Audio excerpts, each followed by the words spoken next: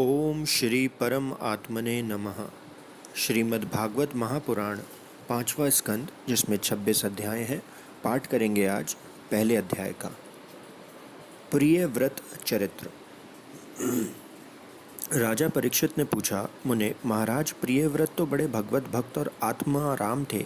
उनकी गृहस्थाश्रम में कैसे रुचि हुई, जिसमें फंसने के कारण मनुष्य को अपने स्वरूप की विस्मृति होती है और वह कर्म बंधन में बंध जाता है। विप्रवर, निश्चय ही ऐसे निसंग महापुरुषों का इस प्रकार गृहस्थ आश्रम में अभिनिवेश होना उचित नहीं है। इसमें किसी प्रकार का संदेह नहीं कि जिनका चित्त पुण्य कीर्ति श्री हरि के चरणों की शीतल छाया का आश्रय लेकर शांत हो गया है, उन महापुरुषों की कुटुंब आदि में कभी आसक्ति नहीं हो सकती। ब्राह्मण, मुझे इस बात का बड़ा संदेह है कि महाराज प्रियव्रत ने स्त्री, घर और पुत्र आदि में आसक्त रहकर भी किसी प्रकार सिद्धि प्राप्त कर ली, और क्यों कर उनको भगवान श्री कृष्ण में अविचल भक्ति हुई। श्री सुखदेव जी ने कहा, राजन, तुम्हारा कथन बहुत ठीक है। जिनका चित्त पवित्र कीर्ति श्री हरि के परम मधुर चरण कमल मकरंद के रस में सराबोर हो गया है, वे किसी विघ्न बाधा के कारण रुकावट आ जाने पर भी भगवत भक्त परमहंसों के प्रिय श्री वासुदेव भगवान के कथा श्रवण रूपी परम कल्याणमय मार्ग को प्रायः छोड़ते नहीं।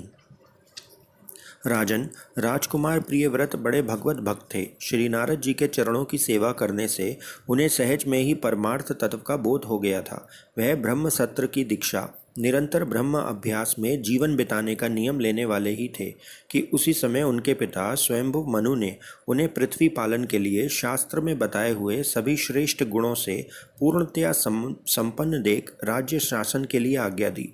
किंतु प्रिय व्रत अखंड समाधि योग के द्वारा अपनी सारी इंद्रियों और क्रियाओं को भगवान वासुदेव के चरणों में ही समर्पण कर चुके थे। अतः पिता की आज्ञा किसी प्रकार उल्लंघन करने योग्य न होने पर भी यह सोचकर कि राज्य अधिकार पाकर मेरा आत्मस्वरूप स्त्री पुत्र आदि असत प्रपंच से आच्छादित हो जाएगा, राज्य और कुटुंब की चिंता में फंसकर मैं परमार्थ तत्व को प्रायः भूल जाऊंगा, उन्होंने उसे स्वीकार न किया। आदिदेव स्वयंभू भगवान ब्रह्मा जी को निरंतर इस गुणमय प्रपंच की वृद्धि का ही विचार रहता है। वे सारे संसार के जीवों का अभिप्राय जानते रहते हैं। जब उन्होंने प्रियव्रत की ऐसी प्रवृत्ति देखी, तब वे मूर्तिमान चारों वेद और मरीचि आदि पार्षदों के साथ लिए अपने लोक से उतरे। आकाश में जहाँ तहाँ विमानों पर चढ़े हुए इंद्र आदि प्रधान प्रधान देवताओं ने उनका पूजन किया तथा मार्ग में टोलियां बांधकर आए हुए सिद्ध, गंधर्व, साध्य, चारण और मुनिजन ने स्तवन किया। इस प्रकार जगह जगह आदर सम्मान पाते वे साक्षात नक्षत्रनाथ चंद्रमा के समान गंधमादन की घाटी को प्रकाशित करते हुए प्रियव्रत के पास पहुँचे। प्रियव्रत को आत्मविद्या का उपदेश देने के लिए वहाँ नारद जी भी आए हुए थे। ब्रह्मा जी के वहां पहुंचने पर उनके वाहन हंस को देखकर देवऋषि नारद जान गए कि हमारे पिता भगवान ब्रह्मा जी पधारे हैं। अतः वह स्वयंभु मनु और प्रियव्रत के सहित तुरंत खड़े हो गए और सबने उनको हाथ जोड़कर प्रणाम किया।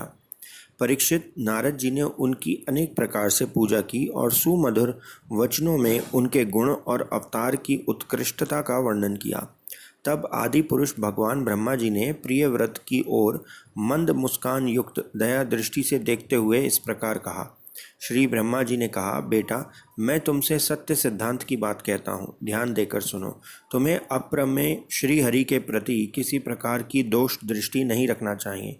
तुम ही क्या, हम महादेव जी, तुम्हारे पिता स्वयंभु मनु और तुम्हारे गुरु ये महर्षि नारद भी विवश होकर उन्हीं की आज्ञा का पालन करते हैं। उनके विधान को कोई देहधारी ना तो तप विद्या योग बल या बुद्धि बल से, ना अर्थ या धर्म की शक्ति से और ना स्वयं या किसी दूसरे की सहायता से ही टाल सकता है। प्रियवर, उसी अव्यक्त ईश्वर के दिए हुए शरीर को सब जीव जन्म मरण शोक मोह भय और सुख दुख का भोग करने तथा कर्म करने के लिए सदा धारण करते हैं। वत्स, जिस प्रकार रस्सी से नथा हुआ पशु मनुष्यों का बोझ ढोता है, उसी प्रकार परमात्मा की वेदवाणी रूपी बड़ी रस्सी से सत्व आदि गुण, सात्विक आदि कर्म और उनके ब्राह्मण आदि वाक्यों की मजबूत डोरी से पकड़े हुए हम सब लोग उन्हीं की इच्छा अनुसार कर्म में लगे रहते हैं और उसके द्वारा उनकी पूजा करते रहते हैं।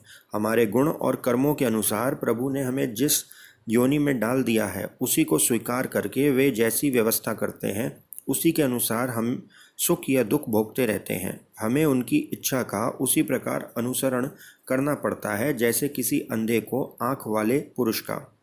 मुक्त पुरुष भी प्रारब्ध का भोग करता हुआ भगवान की इच्छा के अनुसार अपने शरीर को धारण करता है। ठीक वैसे ही जैसे मनुष्य की निद्रा टूट जाने पर भी स्वयं स्वप्न में अनुभव किए हुए पदार्थों का स्मरण होता है, इस अवस्था में भी उसको अभिमान नहीं होता और विषय वासना के जिन संस्कारों के कारण दूसरा जन्म होता है उन्हें वह स्वीकार नहीं करता। जो पुरुष इंद्रियों के वशीभूत है वह वन वन में विचरण करता रहे तो भी उसे जन्म मरण का भय बना ही रहता है, क्योंकि बिना जीते हुए मन और इंद्रिय रूपी उसके 6 शत्रु कभी उसका पीछा नहीं छोड़ते। जो बुद्धिमान पुरुष इंद्रियों को जीतकर अपनी आत्मा में ही रमण करता है उसका गृहस्थ आश्रम भी क्या बिगाड़ सकता है। जिसे इन 6 शत्रुओं को जीतने की इच्छा हो वह पहले घर में रहकर ही उनका अत्यंत निरोध करते हुए उन्हें वश में करने का प्रयत्न करे। किले में सुरक्षित रहकर लड़ने वाला राजा अपने प्रबल शत्रुओं को भी जीत लेता है। फिर जब इन शत्रुओं का बल अत्यंत क्षीण हो जाए तब विद्वान पुरुष इच्छा अनुसार विचर सकता है।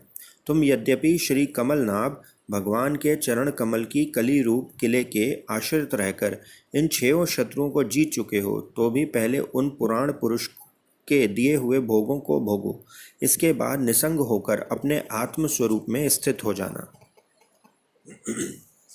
श्री सुखदेव जी कहते हैं, जब त्रिलोकी के गुरु श्री ब्रह्मा जी ने इस प्रकार कहा तो परम भागवत प्रिय व्रत ने छोटे होने के कारण नम्रता से सिर झुका दिया और जो आज्ञा ऐसा कहकर बड़े आदर पूर्वक उनका आदेश शिरोधार्य किया। तब स्वयंभू मनु ने प्रसन्न होकर भगवान ब्रह्मा जी की विधिवत पूजा की। उसके पश्चात वे मन और वाणी के अविषय अपने आश्रय तथा सर्व व्यवहारातीत पर ब्रह्मा चिंतन करते हुए अपने लोक को चले गए। इस समय प्रिय व्रत और नारद जी की सरल भाव से उनकी ओर देख रहे थे। मनु जी ने इस प्रकार ब्रह्मा जी की कृपा से अपना मनोरथ पूर्ण हो जाने पर देव ऋषि नारद की आज्ञा से प्रिय व्रत को संपूर्ण भूमंडल की रक्षा का भार सौंप दिया और स्वयं विषय रूपी विषैले जल से भरे हुए गृहस्थ आश्रम रूपी दुस्तर जलाशय की भोग इच्छा से निवृत्त हो गए। जब पृथ्वीपति महाराज प्रियव्रत भगवान की इच्छा से राज्य शासन के कार्य में नियुक्त हुए, जो संपूर्ण जगत को बंधन से छुड़ाने में अत्यंत समर्थ है, उन आदि पुरुष श्री भगवान के चरण युगल का निरंतर ध्यान करते रहने से यद्यपि उनके राग आदि सभी मल नष्ट हो चुके थे और उनका हृदय भी अत्यंत शुद्ध था, तथापि बड़ों का मान रखने के लिए वे पृथ्वी का शासन करने लगे। तदंतर उन्होंने प्रजापति विश्वकर्मा की पुत्री भरिष्मति से विवाह किया। उससे उनके 10 पुत्र हुए। वे सब उन्हीं के समान शीलवान, गुणी, कर्मनिष्ठ, रूपवान और पराक्रमी थे। उनसे छोटी उर्जस्वती नाम की एक कन्या भी हुई। पुत्रों के नाम आग्नीत, इजमद्या, यज्ञबाहु, महावीर, हिरण्यरेता, धृतपृष्ठ, सवन, मेघातिथि, वीतिहोत्र और कवि थे। ये सब नाम अग्नि के भी हैं। इसमें कवि, महावीर और सवन ये 3 नैष्ठिक ब्रह्मचारी हुए। इन्होंने बाल्यावस्था से आत्मविद्या का अभ्यास करते हुए अंत में संन्यास आश्रम ही स्वीकार किया। इन निवृत्ति परायण महर्षियों ने संन्यास आश्रम में ही रहते हुए समस्त जीवों के अधिष्ठान और भव बंधन से डरे हुए लोगों को आश्रय देने वाले भगवान वासुदेव के परम सुंदर चरणाविंदों का निरंतर चिंतन किया। उससे प्राप्त हुए अखंड एवं श्रेष्ठ भक्ति योग से उनका अंतःकरण सर्वथा शुद्ध हो गया और उसमें श्री भगवान का आविर्भाव हुआ। तब देह आदि उपाधि की निवृत्ति हो जाने से उनकी आत्मा की संपूर्ण जीवों के आत्मभूत प्रत्यागात्मा में एक ही भाव से स्थिति हो गई। महाराज प्रियव्रत की दूसरी भार्या से उत्तम, तामस और रेवत ये 3 पुत्र उत्पन्न हुए, जो अपने नाम वाले मनवंतरों के अधिपति हुए। इस प्रकार कवि आदि 3 पुत्रों के निवृत्ति परायण हो जाने पर राजा प्रियव्रत ने 11 आवर्त वर्षों तक पृथ्वी का शासन किया। जिस समय वे अपनी अखंड पुरुषार्थमयी और वीर्यशालिनी भुजाओं से धनुष की डोरी खींचकर टंकार करते थे, उस समय डर के मारे सभी धर्मद्रोही ना जाने कहाँ छिप जाते थे। प्राण प्रिया भृशमती के दिन दिन बढ़ने वाले आमोद प्रमोद और अभ्युत्थान आदि क्रीड़ाओं के कारण तथा उसके स्त्री जनोचित हाव भाव, लज्जा से संकुचित मंदहास्य युक्त चितवन और मन को भाने वाले विनोद आदि से महामना प्रियव्रत विवेकहीन व्यक्ति की भांति आत्मविस्मृत होकर सब भोगों को भोगने लगे, किंतु वास्तव में ये उनमें आसक्त नहीं थे।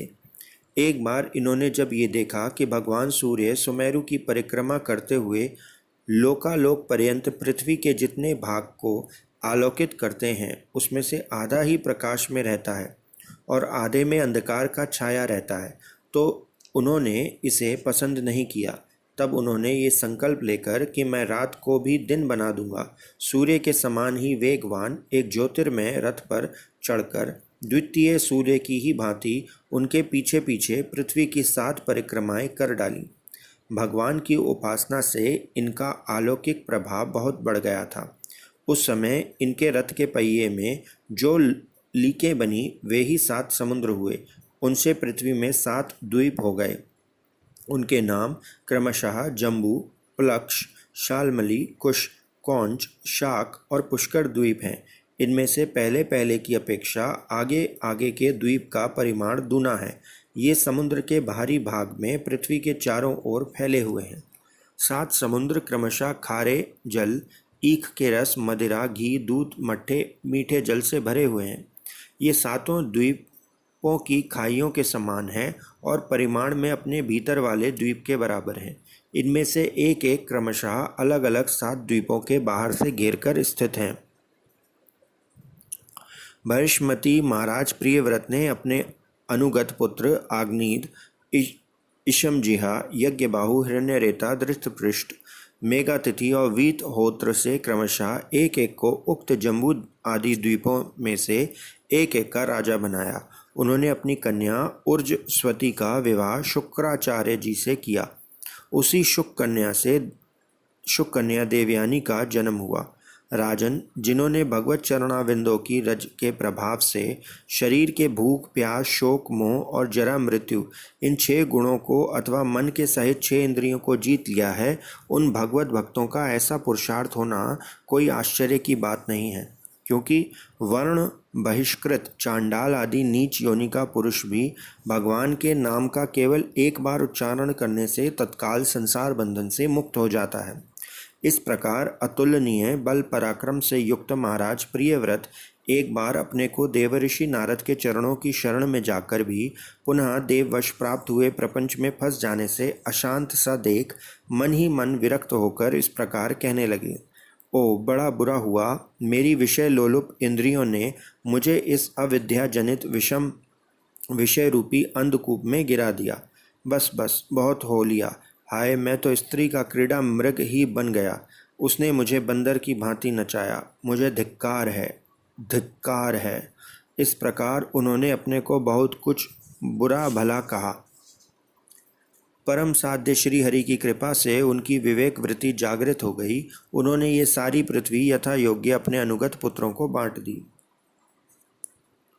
और जिसके साथ उन्होंने तरह तरह के भोग भोगे थे, उस अपनी राजरानी को साम्राज्य लक्ष्मी के सहित मृत्युदेह के समान छोड़ दिया तथा हृदय में वैराग्य धारण कर भगवान की लीलाओं का चिंतन करते हुए उसके प्रभाव से श्री नारद जी के बतलाए हुए मार्ग का पुनः अनुसरण करने लगे। महाराज प्रियव्रत के विषय में निम्नलिखित लोकोक्ति प्रसिद्ध है। राजा प्रियव्रत ने जो कर्म किए उन्हें सर्वशक्तिमान ईश्वर के सिवा और कौन कर सकता है। उन्होंने रात्रि के अंधकार को मिटाने का प्रयत्न करते हुए अपने रथ के पहियों से बनी हुई लीकों से ही 7 समुद्र बना दिए। प्राणियों के सुभीति के लिए, जिनमें उनसे परस्पर झगड़ा न हो, द्वीपों के द्वारा पृथ्वी के विभाग किए और प्रत्येक द्वीप में अलग अलग नदी, पर्वत और वन आदि उसकी सीमा निश्चित कर दी। वे भगवत भक्त नारद आदि प्रेमी भक्त थे। उन्होंने पाताल लोक के, देवलोक के, मृत्युलोक के तथा कर्म और योग की शक्ति से प्राप्त हुए ऐश्वर्य को भी नरक तुल्य समझा था। इति श्रीमद्भागवते महापुराणे परमहंस्यां साहित्यां पंचम स्कंधे प्रियव्रत विजय प्रथमो अध्याय। ओम श्री परमात्मने नमः। ॐ नमो भगवते वासुदेवाय।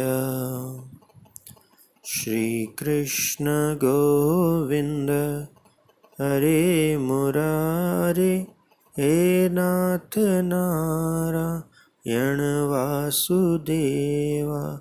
श्रीकृष्ण गोविन्द हरे मुरारे, हे नाथ नारायण वासुदेवा। श्रीकृष्ण गोविन्द हरे मुरारे, हे नाथ नारायण वासुदेवा। श्रीकृष्ण गोविन्द हरे मुरारे, हे नाथ नारायण वासुदेवा। श्रीकृष्ण गोविन्द हरे मुरारे, हे नाथ नारायण वासुदेवा।